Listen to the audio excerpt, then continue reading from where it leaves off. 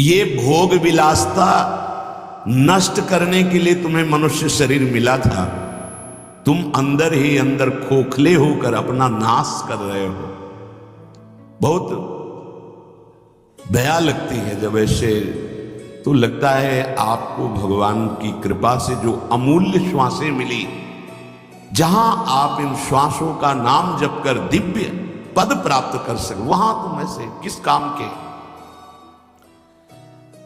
गांव में पहले बैंक के लॉकर तो थे नहीं, तो दीवालों में सोना गाड़ देते थे।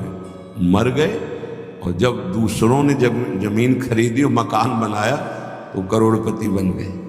क्या जीवन रहा, पूरे जीवन कंजूसी करके जोड़ करके दीवाल में गाड़ के मर गए या बैंक में जमा करके मर गए। थोड़ा होश में, तुम्हारे पास क्या है जो तुम लेके जा रहे हो, जरा देखो क्या है। अगर नाम जप नहीं है, धर्म नहीं है, भगवत आराधना नहीं, तो खोखले हो। तुम्हारे पास क्या है। आज धर्म के नाम पर पाखंड का तांडव हो रहा है। महापुरुषों के वचन किसी से दबते नहीं, जैसे गुरुजन डांटते हैं ऐसे ही डांट रहे हैं। आज धर्म के नाम पर पाखंड का तांडव हो रहा है। हृदय मेरा कांपता है ये देखकर कि मेरी समाज का क्या होगा।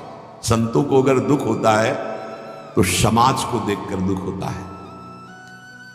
प्रभु पर विश्वास नहीं, शास्त्र का स्वाध्याय उस पर श्रद्धा नहीं, और संतों का शासन नहीं, मन मानी केवल कर्म।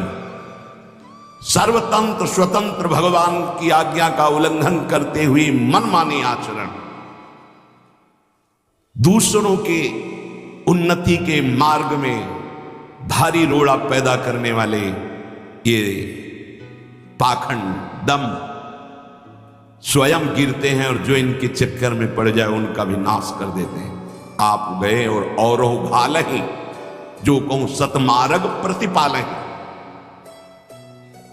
ये दंभपूर्ण राक्षसी वृत्ति का विकास होता चला जा रहा है। ऊपर से बड़े सौम्य शांत चिकने स्वच्छ दिखाई दें, अंदर बड़ा गंदगी भरी है। विषयाशक्ति और विषय भोगों की कामना, मान प्रतिष्ठा धन इसकी चाह, बातें ज्ञान की, क्रियाएं अज्ञान की, बातें परम पद की, आचरण नरक जाने की। बड़ा दुख हो रहा है, ऐसा महापुरुष कह रहे।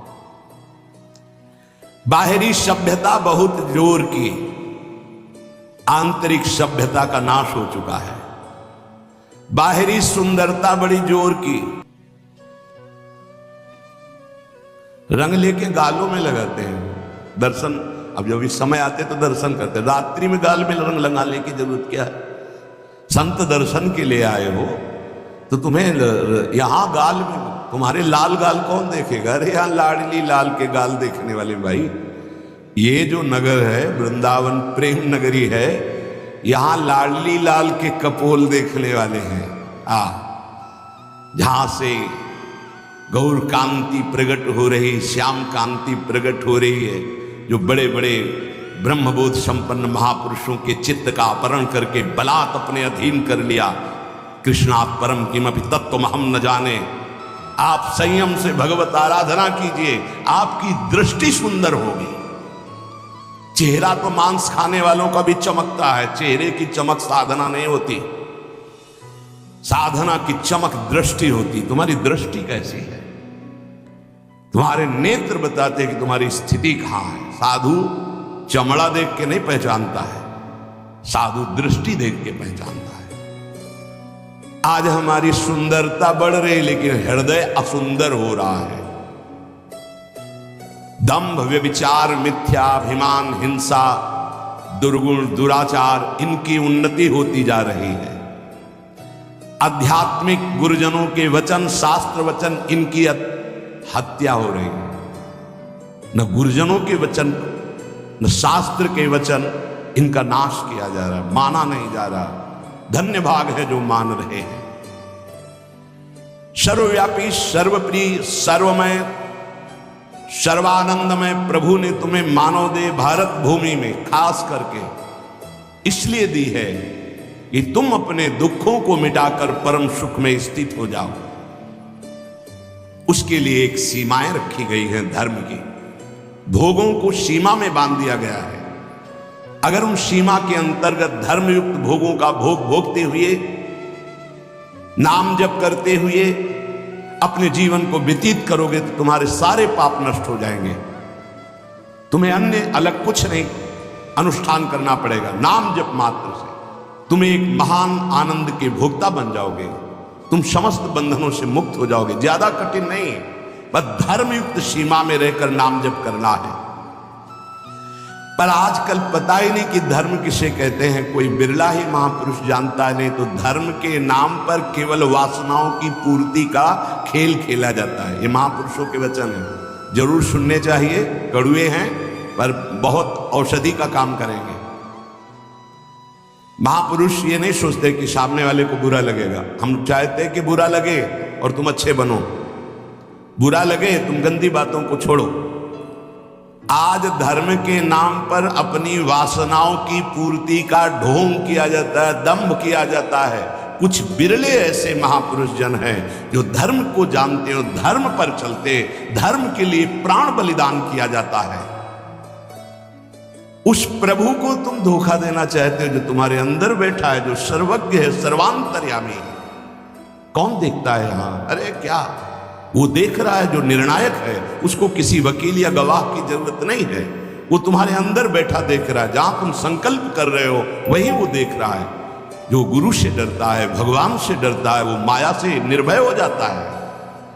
जो गुरु से नहीं डरता, माया उसे बरबस बलात् ऐसे आचरण कराती कि रात दिन डरना पड़ता है और दुर्गति प्राप्त होती है। भगवान का नाम बहुत दिव्य है। अभी तक जो गलती हुई उसका सुधार करने के लिए आपको अवसर दिया है। ये जो सत्संग मिल रहा है, कृपा पात्रों को मिल रहा है, जिनके कानों में सत्संग पहुंच रहा है और उनको विश्वास है कि इस हमारा कल्याण करने के लिए भगवान ने हमारे कानों तक ये सत्संग पहुंचाया है। अब लो नशानी अब नान शहीद हूं। अब तक जो गलती हुई अब नहीं करेंगे। भगवान नाम को भूल करके, धर्म की अवहेलना करके कोई भी हो उसका सर्वनाश, पतन निश्चित है। सर्वनाश का तात्पर्य होता है ये जो तुम्हारी श्वासें मिली, तुम्हें बुद्धि मिली, दोनों खत्म हो जाएंगे। ज्यादा अपराध बन जाएगा, काल मृत्यु हो जाएगी। ये श्वासें बहुत कीमती है। देखो अभी अवसर मिला है तो तुम्हें माया समझने नहीं दे रही। जहां ये शरीर छूटा फिर तुम्हारे बस की कोई बात नहीं बनी।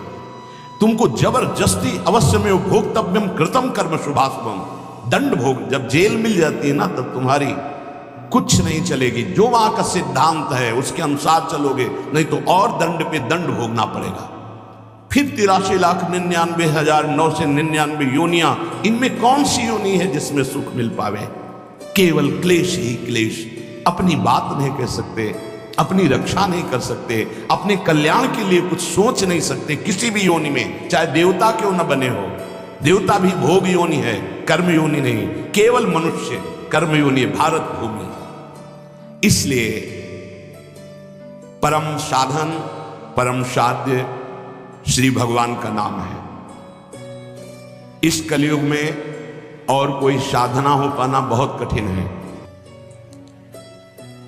जो साधन के सूत्र बताए गए हैं उन पे स्थित हो पाना, जैसे अष्टांग योग, अब 3 घंटे बिना हिले डुले पद्मासन सिद्धासन में बैठते हैं, आज भी हैं, पर बहुत कम।